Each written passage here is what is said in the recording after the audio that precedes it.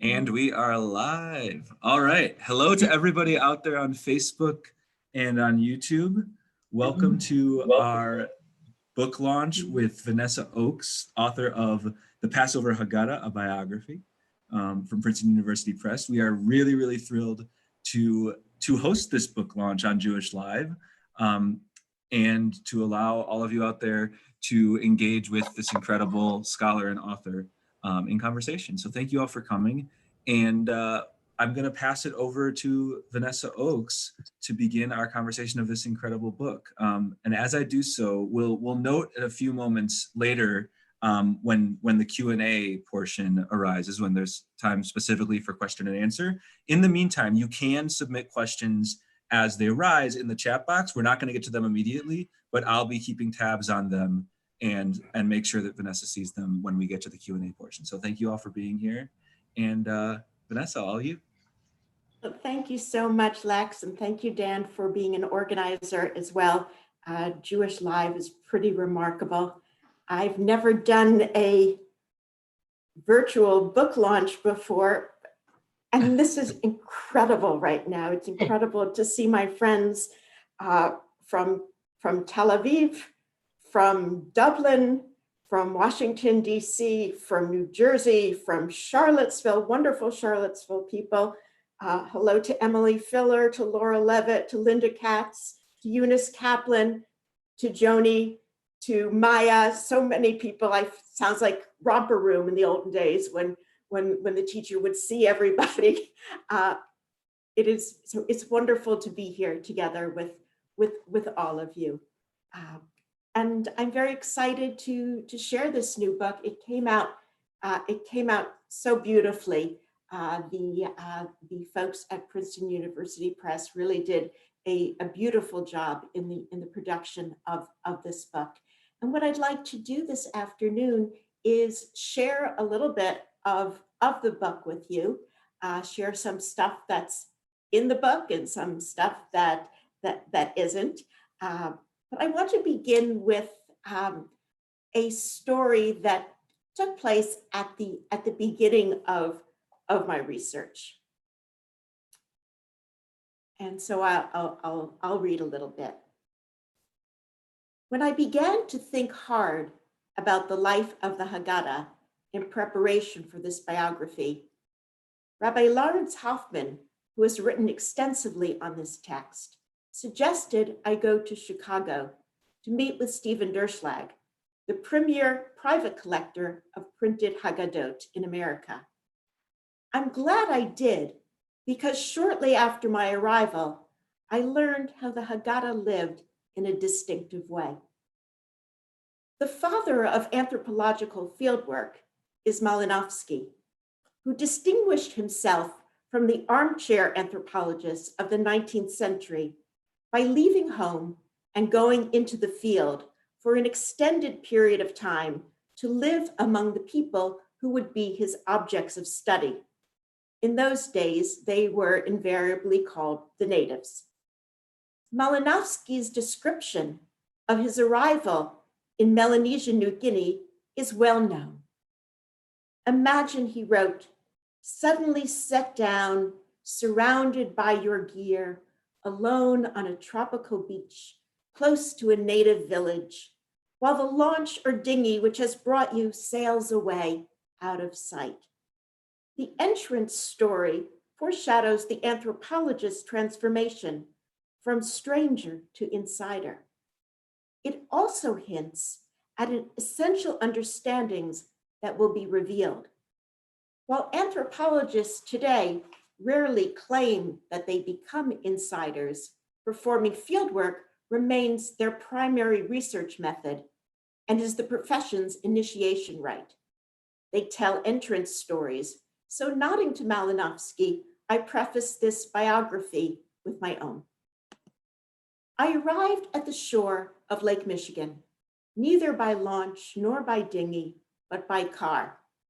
This was Chicago's Gold Coast, and I stood in front of the grand building where Mr. Derschlag, who had invited me to call him Steve, lived, hoping I was presentable. It was unusually sunny. and a hot fall day. When I entered his modern art-filled apartment overlooking the city and the lake, he graciously offered me a drink. Water, I said, will be lovely. I felt awe and excitement as Steve ushered me into his wood-shelved library where his Haggadot were housed. Rare ones were there on the shelves, not even behind glass, but placed along with his other books, even paperbacks. He selected treasures to show me, rapidly placing one on top of the next on a glass display table in the center of the room. Here was the 1629 Venice Haggadah, the 1695 Amsterdam Haggadah, and now the 1712 Amsterdam with its folded up map of the biblical world. I could hardly keep up. Steve didn't insist that I coddle each Haggadah on a special foam rest, as I had in libraries' rare book collections. This was liberating. But what if I stressed the bindings? He didn't ask me to put on those special white gloves that the special collections librarians made me wear. I could have been perusing my own very modest shelf of stacked up Haggadahs in my living room, a collection rich in the supermarket and Maxwell House coffee ad Haggadahs that my mother had amassed over the years, not as examples of ephemera, but for us to use. I was anxious for the safety of Steve's books. Didn't they need a more watchful eye, some protection, say from me? Distracting myself from these worrisome thoughts, I asked Steve how he had found his Haggadot, thinking he might have some miraculous discovery stories. He answered by matter-of-factly pulling out a Sotheby's catalog, and then one from Kestenbaum's from his shelves. He pointed to a new purchase that was still in an unopened padded mailer, and he said more new ones were on their way. The tower of Haggadot he was putting on the table for me grew higher and higher. Haggadot from Pune, Paris, South Africa, Shanghai, Melbourne, Munich. He declared it was time to clear off this batch to make space for others. Inebriated by gratitude, to be present to witness this wondrous collection, I enthusiastically stretched out my right arm over the books on the table, ready to help sweep them up so I could see even more Haggadot. I failed to notice that on this hot day, Steve had also gotten himself a drink, a bottle of Diet Cola, and it had been on the table all along, and it was uncapped. Now, thanks to my outstretched arm, it was spilling all over the table of Haggadot. I prayed, oh dear God, if the soda damages just the Sotheby's catalog, that would be enough. Dayenu. Or just the Sotheby's and also the Kestenbaums.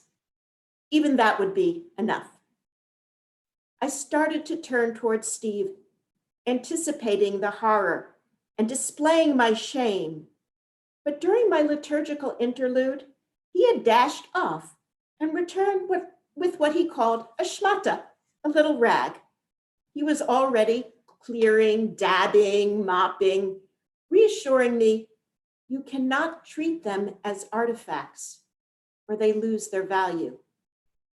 That is when I understood that while an individual Haggadah may be collected and cherished for its historical or artistic merits, it lives as its most authentic self when it is used, especially on a family's Passover Seder table.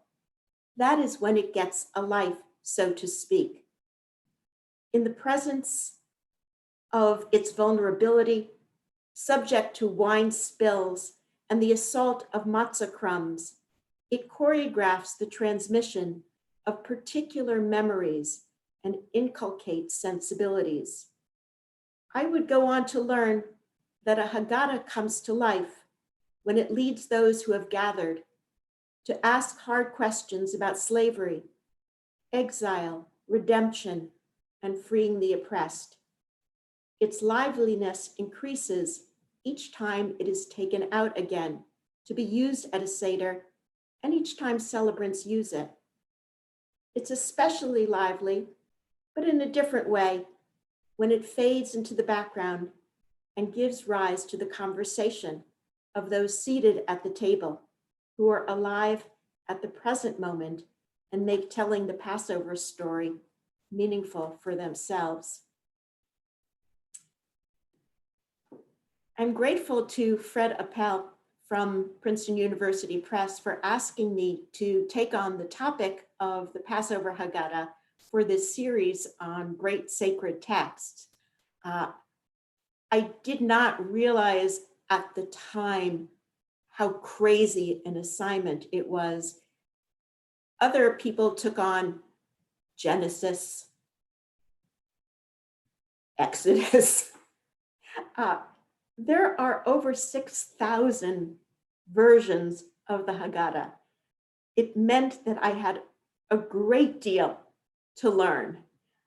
And any detail in the book that is correct, it's thanks to Rabbi Larry Hoffman, who gave me many pointers. And any mistake, I take full credit for.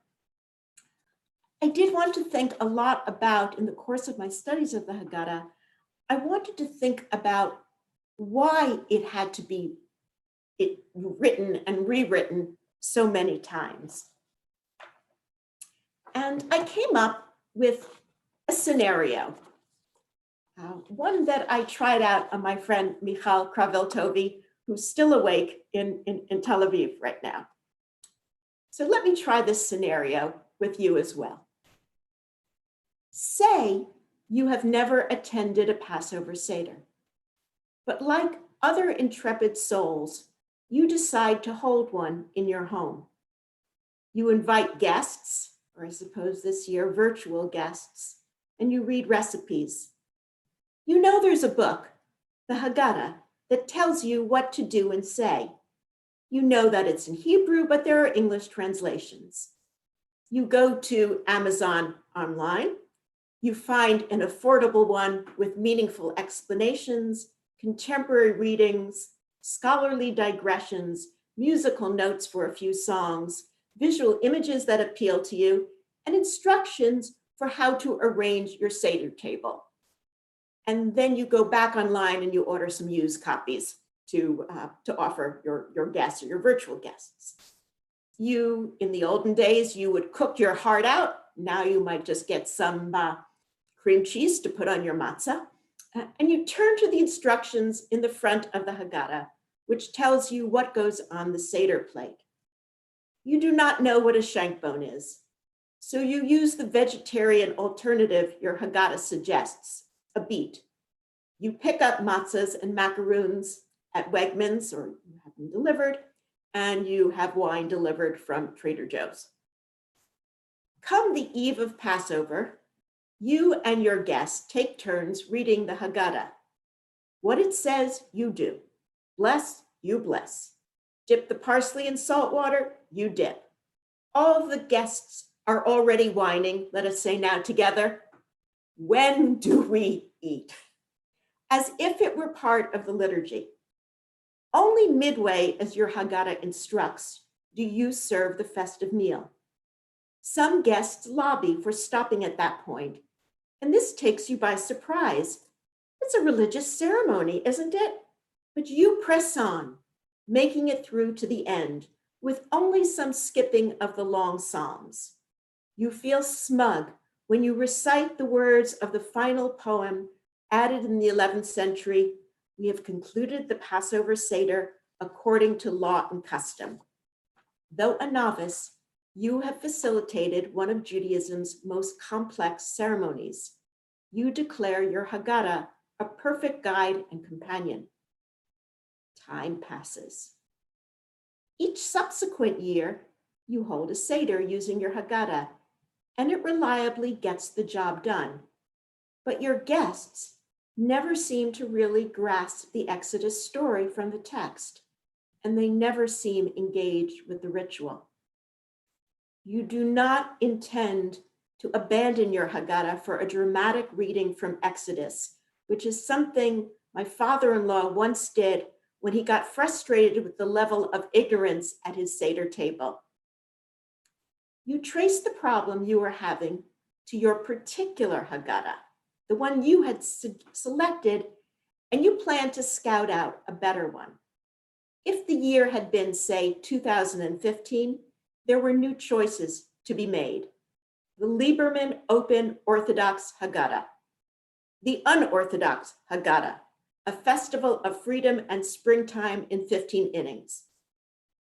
In 2019, if you purchased a huge container of a Maxwell House product with Amazon Prime, you could have gotten a pink, marvelous Mrs. Maisel Haggadah with an index card with her brisket recipes.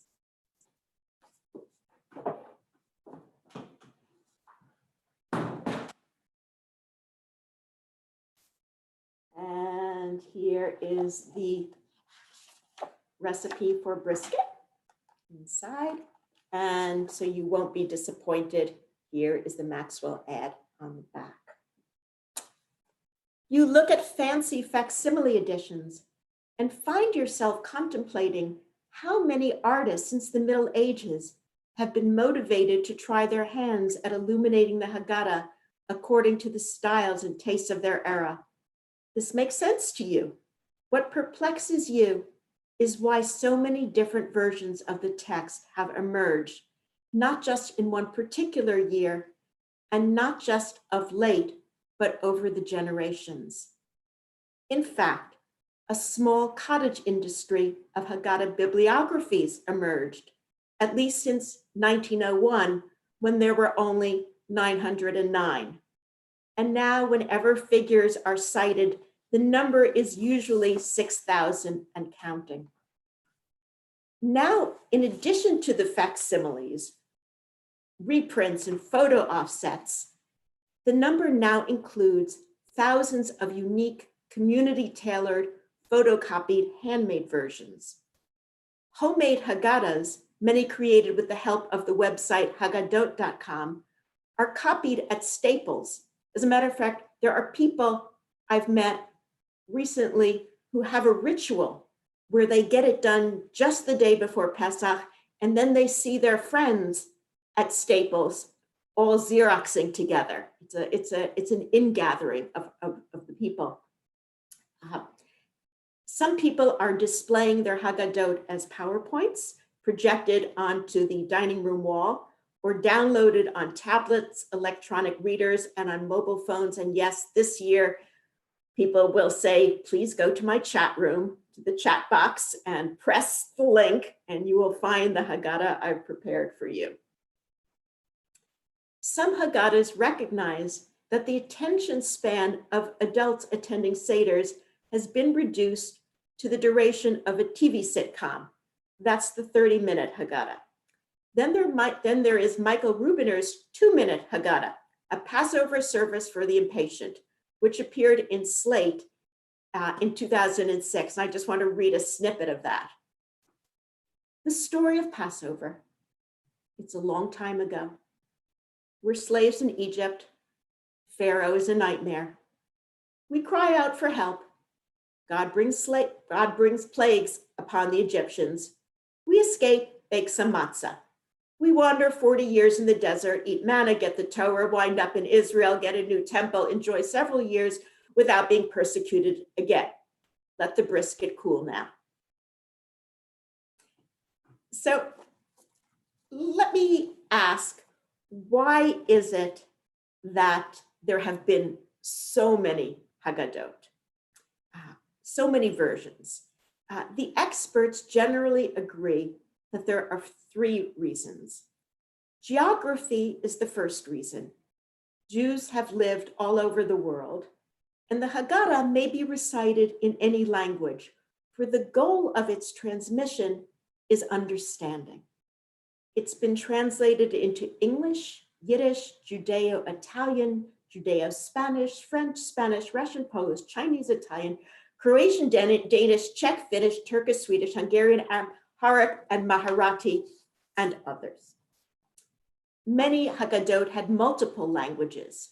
For instance, Jews who settled in the Chinese city of Kaifeng had one that included Hebrew, Aramaic, Chinese, and Judeo-Persian. So the second reason for the diversity is Jewish practice.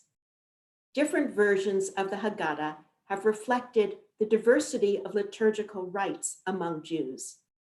Choosing from contemporary diversity in America alone, when one can point to the Haggadot created for the Reformed, Conservative, Orthodox, Sephardic, ultra-Orthodox, Hasidic, renewal, humanistic, and secular Jews, as well as for those describing themselves as non-denominational or post-denominational.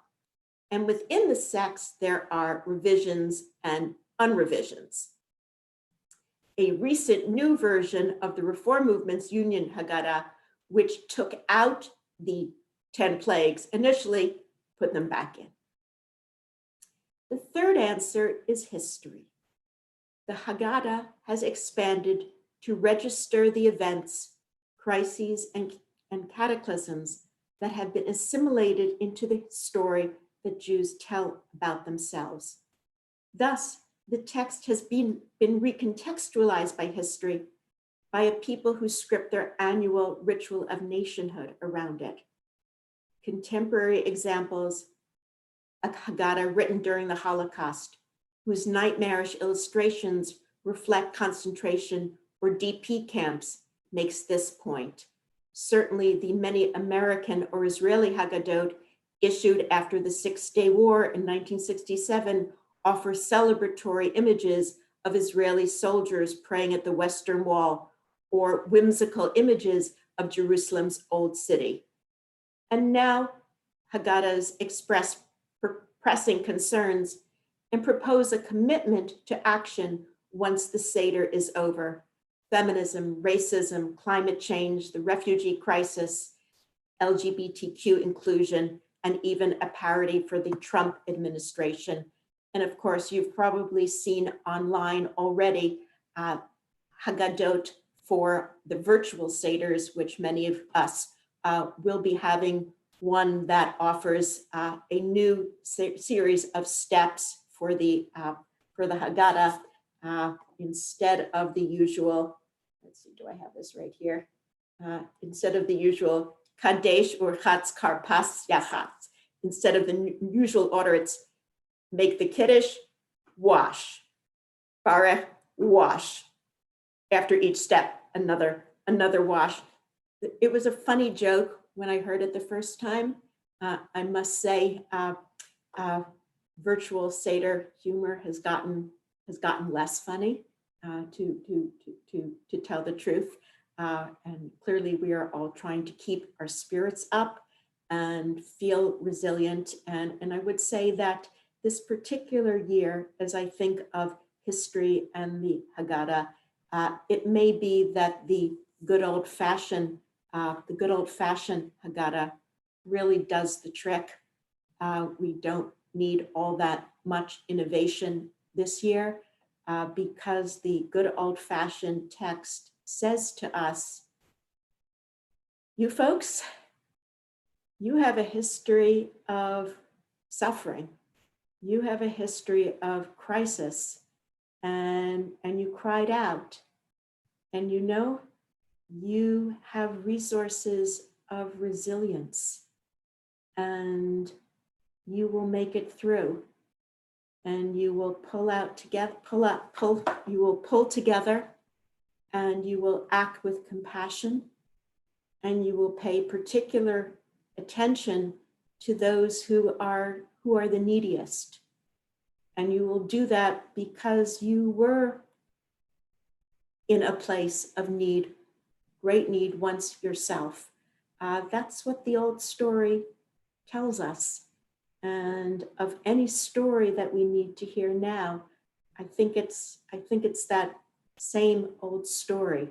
I think one of the reasons that we have so many Haggadot that put in new problems, new contemporary problems. Perhaps it's because we thought of ourselves as being not especially vulnerable, that we weren't needy, we didn't need courage, we didn't need to go back to our story for our own help. And clearly we do very much this year. I want to conclude before we take questions, and I'm really excited to hear your questions. I want to conclude with my own speculation about why is it that we've had to revise the Haggadah so many times. And I would say it's because the Haggadah has imperfections, serious imperfections. The first imperfection I think of as being liturgical. The Seder, the Passover in the time of pilgrimage, in pilgrimage to Jerusalem, was a huge, visceral community event. People were moving from one place to another. They were camping out. There were lambs. There were children running around, and not just your own children. There was the bleating of lambs. There was the sound of the Levites chanting. There was the smell of smoke. It was, as Victor Turner and Edie Turner would say, there was communitas. There was this surge of enthusiasm and togetherness. When pilgrimage to the ancient temple was no longer possible, and when eventually sitting around a table, having a Greco-Roman symposium type meal emerged, that was clearly a stand-in for the real thing. We've been doing that stand-in Seder for so long that it feels to us like the real thing. But sitting around the table and studying and holding up a little shank bone or a beet, it's not the same. It's not the same. It doesn't really altogether compensate for a ritual that I don't want to return and have that long ago ritual, but what stands in for it functions on a highly symbolic level. And unless we are of a highly poetic capacity and we can use our imaginations tremendously, it may not galvanize our spirits sufficiently. The second imperfection is pedagogical. And my colleague Noam Tzion, who along with his colleague David Dishon and then his son Mishael Tzion have created a beautiful series of Haggadot. Noam was the first one who pointed out to me, this is supposed to be a curriculum, a teaching guide, this Haggadah. And truth be told, not every parent who leads a Seder using a Haggadah is an expert teacher. Now, I know many of us have been called to action these days as Zoom teachers for their kids. And we know we're not, unless you're trained as a teacher, it's very hard to use a curriculum, particularly one that might use a series of texts that we are not all that proficient in. The final imperfection is, to me, theological, and I want to read that one. The Haggadah poses a theological challenge without providing sufficient resources to address it. It celebrates a rare moment in the Jewish narrative, God's having liberated the Hebrew slaves who cried out. But even in a celebratory state of mind, and with 4 cups of wine, one struggles to push away a vexing question. Why does God appear to no longer hear the suffering of his children? and provide salvation for the majority of Jewish history, starting with the destructions of the temples and the pursuant exiles. What might those reciting the Haggadah in dire periods have concluded when their own cries were not heeded? Were they not also worthy of being rescued as their ancestors enslaved in Egypt were? What amount of prayer, study, and good deeds would it take for God to choose to intervene once again in history and provide salvation before the end of days? And if they were indeed worthy and the period of penance had concluded, was God no longer able to intervene? The Haggadah does not really engage with such matters. Instead, it frames remembering liberation as a lesson in moral edification. We are grateful for what God did for us once long ago in Egypt. Having been saved ourselves cultivates our empathy for those who are suffering now. We should act in the divine image and attend to their needs. The lesson of gratitude translating into action is an excellent one, but it does not fully distract from the matters of theodicy that have been raised and have not been sufficiently addressed. The imperfections, liturgical, pedagogical, and theological, are sort of hard to see when we look at the Haggadah. They're like the invisible new clothes of the emperor. And one almost wonders, while the Haggadah can readily adjust to changes in logistics, does it maintain its imperfections? Because if they are fully repaired, the Haggadah will cease to be perpetually received as a form that maintains meaningful ties between the present and the past. And just some concluding words. I think this is what Jonathan Safran Foer was getting at when he introduced his 2012 New American Haggadah. He wrote, "The need for a new Haggadah does not imply the failure of existing ones, but the struggle to engage with everyone at the table at a time that is unlike any time that has come before. Like all Haggadahs before it, this one hopes to be replaced. And as you read these words, new Haggadahs are being written." And I can tell you right now, as I say those words, there are many people online right now who are creating virtual Haggadahs. So thank you, everybody. And I'll be really happy to answer questions. Thank you, Vanessa Oakes. Wonderful, wonderful remarks. Thank you. And so for those of you, I'm not sure what the view is right now, but it might be zoomed in on me. If it is, my background is a picture of the Haggadah, the Passover Haggadah, a biography. And this link here, bit.ly/Haggadah bio, you have to do the right capitalizations there. So capital H in Haggadah, capital B in bio. You can go right there and you can purchase the book.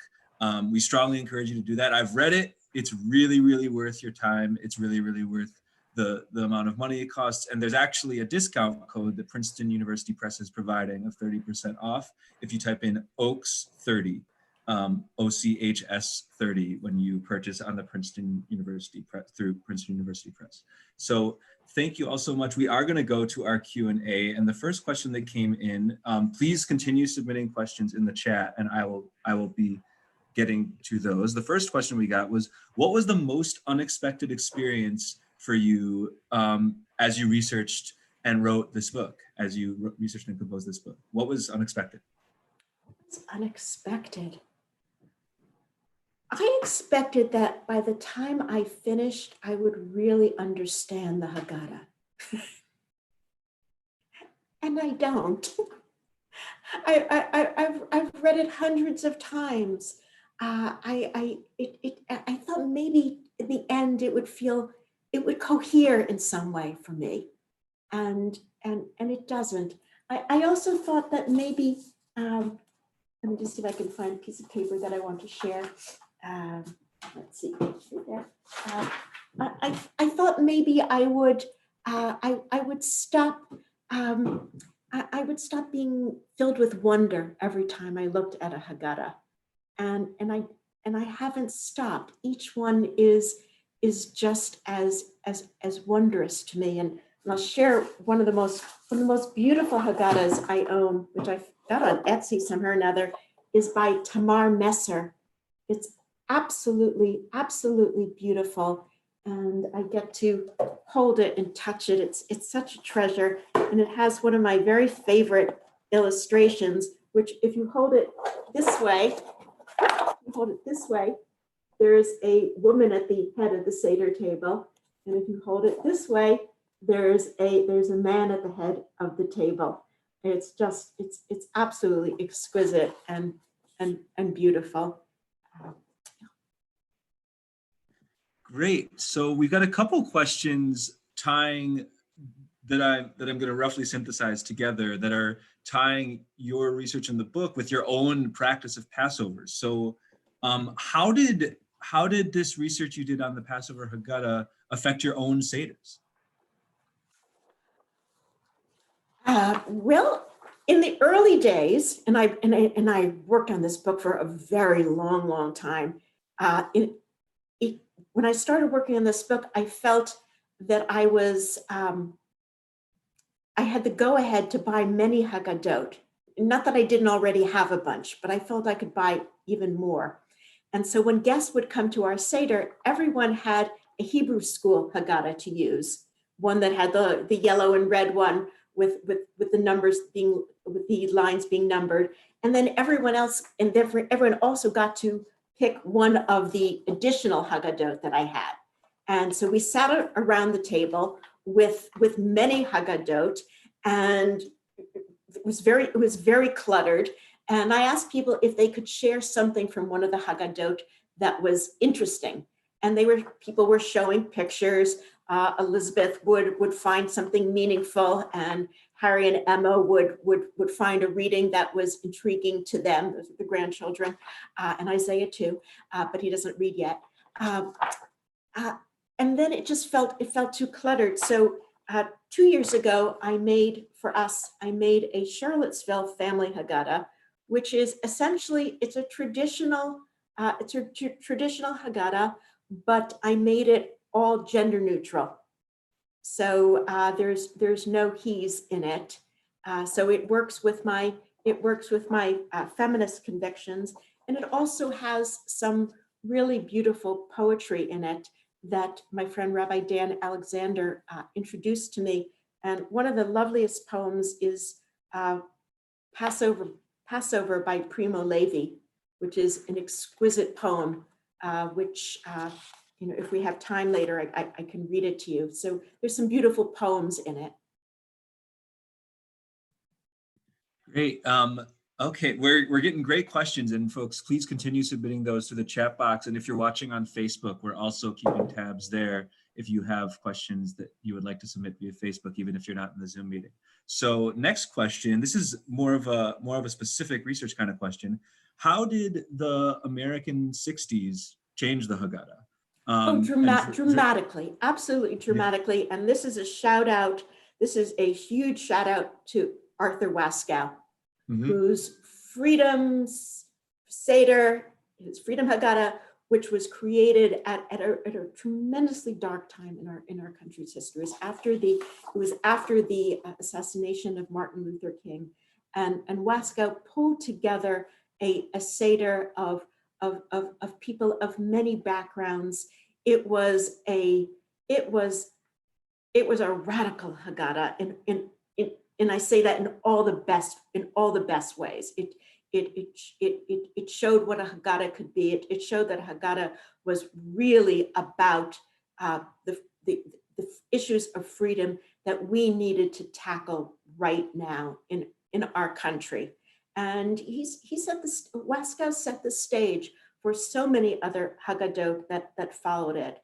And certainly the feminist Haggadot that came not long after, which acknowledged that so many women were not freed from their slavery. They were still in the kitchen, and little girls were in many families not invited to ask the questions.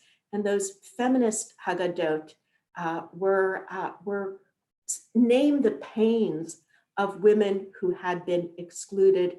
And then eventually those feminist Haggadot included new ritual practices, such as the orange on the Seder plate, such as Miriam's cup. I would say that the women's Haggadah, or the feminist Haggadah, these days has ceased to be as important as it was in the 70s, 80s, and 90s. And primarily, I would say it's because so many family Haggadot, some of the newly published ones, now include within them a ritual for Miriam's cup, or an instruction to put an orange on your Seder plate. So in some ways, it's actually quite wonderful to see the ways that feminism has transformed Jewish American experience, so much so that the rituals that were once new have become de rigueur. And for many, I remember once my granddaughter Emma asked me right before Passover, she said, had I ever heard of the Haggadah? And I said, yeah, I had heard of the Haggadah. And had I ever heard of Miriam's cup? It was like, yeah, I've heard of that. And I was glad she could tell me about it. That's sensational. Wow. Okay. So one more reminder to folks, keep submitting those questions in the chat box. We are loving the ones that have come in so far. The next one, when and why did some of the key songs of the Passover Seder get added? So for example, Dayenu, fun fact, my father, whose birthday was yesterday, his license plate is Dayenu, here on his car. So Dayenu, who knows one, Achad mi yodea, Chad Gad Yah. When did some of these songs make their way into our Haggadot, and how did that happen? Those came about in various generations. And certainly one like Kilo Na'eh, Adirhu, they were not necessarily intended as Passover songs even, and they became included.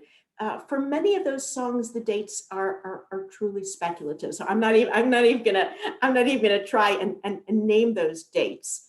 But they became truly beloved and an essential part of what it means to hold a Seder.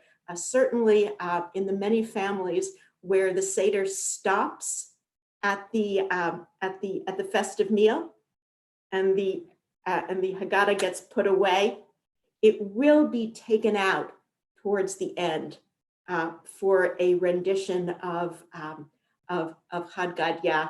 And my favorite Chad Gad Yah of all time was the one that my son-in-law Taylor did with a puppet, and my nephew Scott did. He was being a different nationality for each verse. It's a very joyous time. But if I want to focus on Chad Gad Yah, we laugh and joke and play with that song. It's a highly distressing song. There's an unaccountable amount of death and killing. And while it sort of ends happily, that God vanquishes death itself, there's been a lot of carnage along the way, and not to mention one very sad little boy. 100%. So next question is, so you spoke a bit to, I'll read this word for word. From the asker, I love the way that you spoke of seeing the objects of the collector and how you speak of need for the community that Seder creates that we are longing for this year, especially. Can you say something about the interplay between object and experience? Oh, that's really quite a beautiful, it's a beautiful question. Hello to all of you who study material culture out there, including some students and former graduate students and undergraduates. we want to hold on to something. We want to hold on to our story. And when we hold the Haggadah in our hands, particularly the Haggadah that is, it shows the patina of usage, that has the matzah crumbs and it has the wine stains, and it doesn't look as new and pristine as my Tamar Messer put on the shelf Haggadah does. It holds the history of our coming together. It holds the history of our wrestling together. And what I love about the Haggadah texts the ones that so many of us cherish, is come the end of the Seders, they get rubber banded together. And come the end of Passover, they're tossed into a carton or some sort of a container, and they're put in the basement and they're put in the attic, and they're there waiting for us. And when we take them out, we're taking out the history of our family, the history of our people, that sense of it's all coming back, that sense of, well, it's not exactly renewal, because these texts are getting older and shabby, and they're even getting so worn that we might need to get some new ones. But they allow us to know that we're part of a chain of transmission, one that is so strong. So it's the object. The object is a testament to our ability to connect. Yes, we will probably, many of us, have virtual online Haggadot this year, particularly if we're not the people who host Seders, and our usual host is going to invite us to come and provide a digital text. But I'm looking forward to next year, L'Shana Haba'ah, when everyone can hold a text in their hands and really annoy the people on either side of them, and really help them to wash their hands and help bust the dishes. And yeah, I look forward to that. Me too.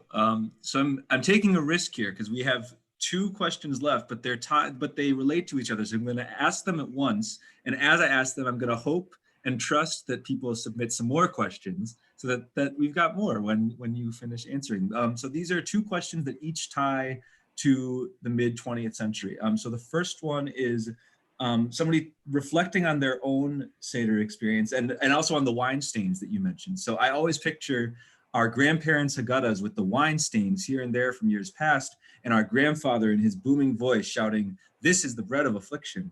And this person is wondering about the connections that have been made between that slavery in Exodus and the Holocaust, and how we make sense of God's presence in times of intense affliction. So that's one question. And then the other question is a little bit of a specific kind of question. Are there many Haggadot extant from the World War II camps, from the concentration camps? Yes, I'm just going to pause for a moment because I wanted to share a particular text. This morning I was going over some of the archives at Yad Vashem, the Holocaust Memorial Site Museum in Israel, and there are any number of Haggadot and Passover artifacts that have been collected. And there was one that I just wanted to share, this particular one. It doesn't quite answer the question, but I think it gets to maybe the heart of those questions.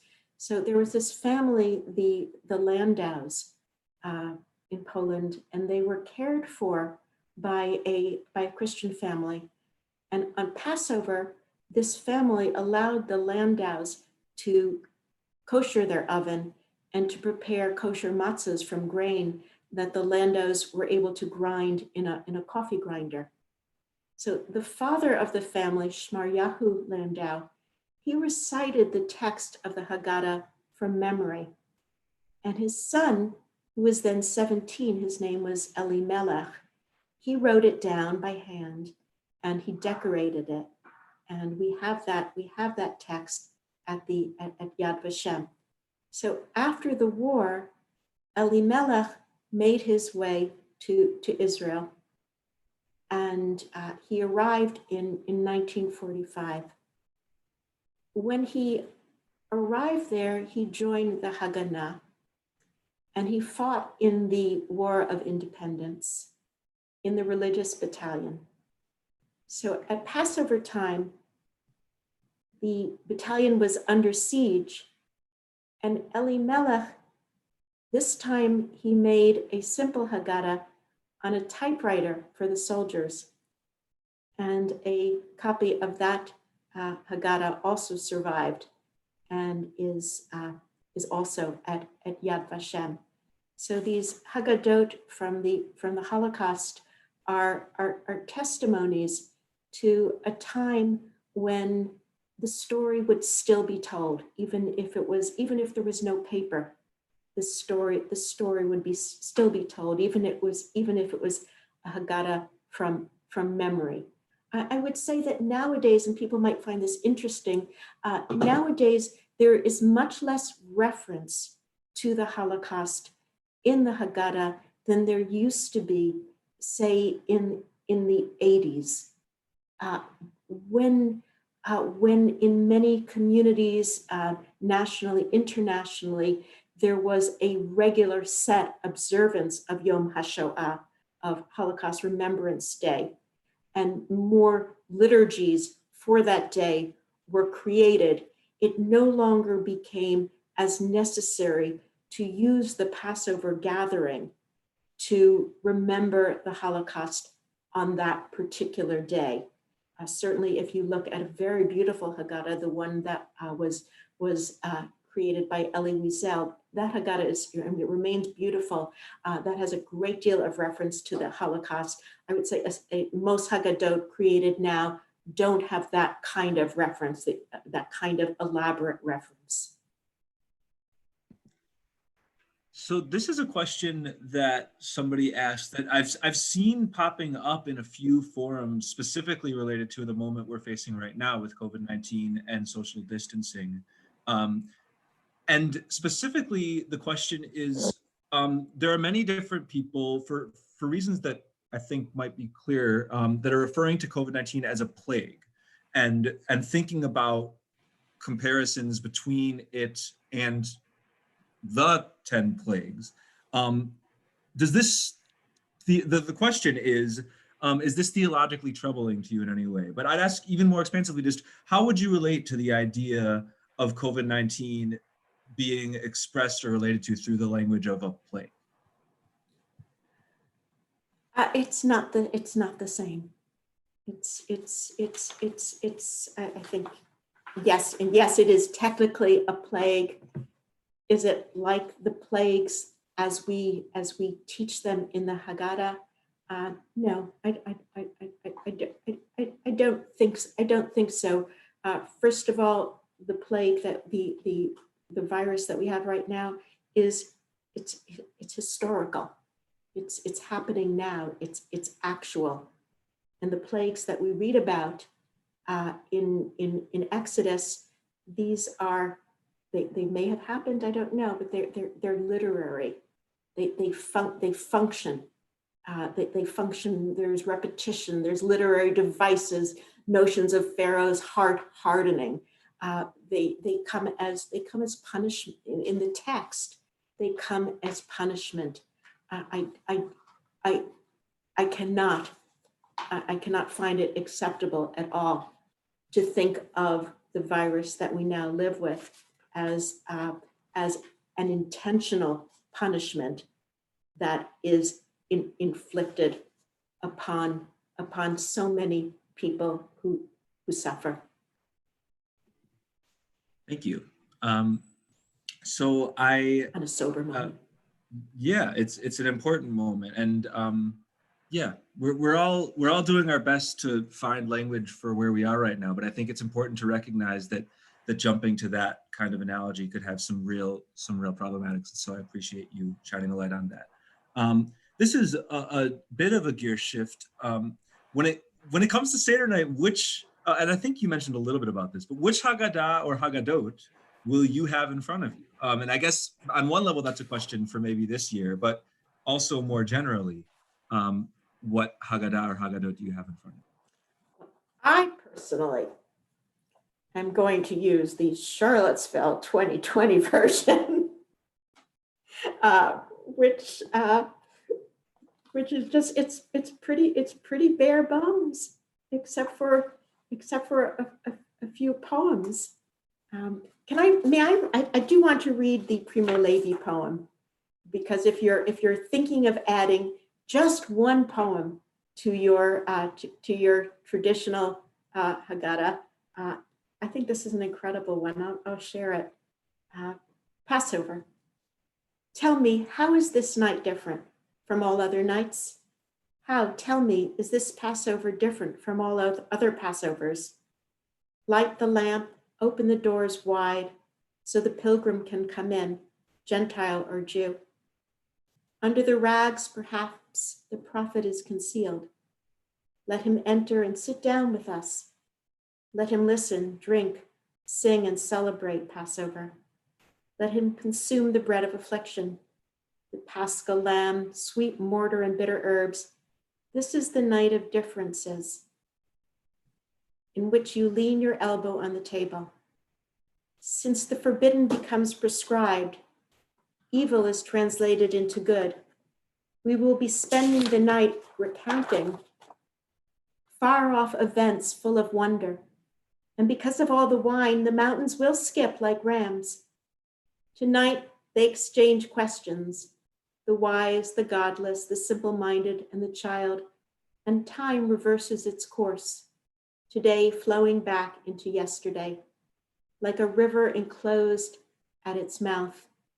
Each of us has been a slave in Egypt, soaked straw and clay with sweat, and crossed the sea dry-footed. You too, stranger, this year in fear and shame, next year in virtue and injustice. It's amazing, right? It's really amazing. Yeah, and the text of that is in the chat box. Thank you to Dina for posting a link for those who are interested in adding that and in that poem. Lex, thank you. I just want to thank you so very much for hosting and pulling us all together. I'm really incredibly grateful to you. No problem. It is my absolute privilege. I love this book. I'm not just saying it for, like, this is, I literally have it right next. Oh, yeah, you can see, Zoom is being funny, but I have the book right here. It is generally pretty close to wherever I'm sitting right now, because. By the way, a wonderful actress has recorded it on as an audiobook. Oh, amazing. And I could imagine, I mean, none of us are driving anywhere, so you're not going to listen to it while you drive, but it could be nice to listen while you clean for Passover. I mean, as a thought. True. Yeah, audiobook. Yes, and we're gonna try to have the proper links to audiobooks and ebooks. Keep your eye on the chat, and also keep an eye on our Jewish Live page. We're gonna try to shout out to all those different modalities. So you know what I'm gonna do right now? Sure. I'm going to replace my mug with a champagne glass. Oh my gosh. And I think Peter and I, my husband Peter and I, we're going to raise a cup of champagne. Amazing. You see, Peter's leaving his room in the house. I think he's going to go get the champagne in the fridge. Great. And we're gonna raise a cup together, and I encourage you to find some reason to celebrate today. Also, I hear the refrigerator opening. Just bring it over. No, we're not going to open it up, but I just want to show it to you. I just want to show that I'm a woman of my word. Yes. So We're going to take out some champagne. That's amazing. And if you are not alcohol, we also have a non-alcoholic festive beverage. So l'chaim to Amazing. everybody. L'chaim, and I'm assuming L'chaim. for those interested, split it into 4 little mini cups in honor of the Passover Seder and the Haggadah that does so. But thank you so much, Vanessa Oakes. There were a couple other questions that were in the chat box that we didn't get to. I'll forward those to you and maybe give you a chance to be in touch with the folks who initially asked those. That would be terrific. Happy to do so. Thanks, everybody. Yeah. Thank you all so much. One more shout out on my little Zoom window, bit.ly/Haggadah bio, capital H, capital B. That will get you to Vanessa Oakes' book. You can buy it online through the Princeton University site with a 30% discount. Oakes 30, OCHS 30 is the code. I believe all capital letters on Oakes, although I'm not sure if it's case sensitive. But please go ahead and buy it, read it, listen to it, whatever modality works for you. It's a sensational book. And Vanessa Oakes, thank you as always for bringing your wisdom, bringing your teaching, and dare I say it, bringing your Torah to Jewish Live. Thank you, everybody. All right, we're signing off. Wow. Stop.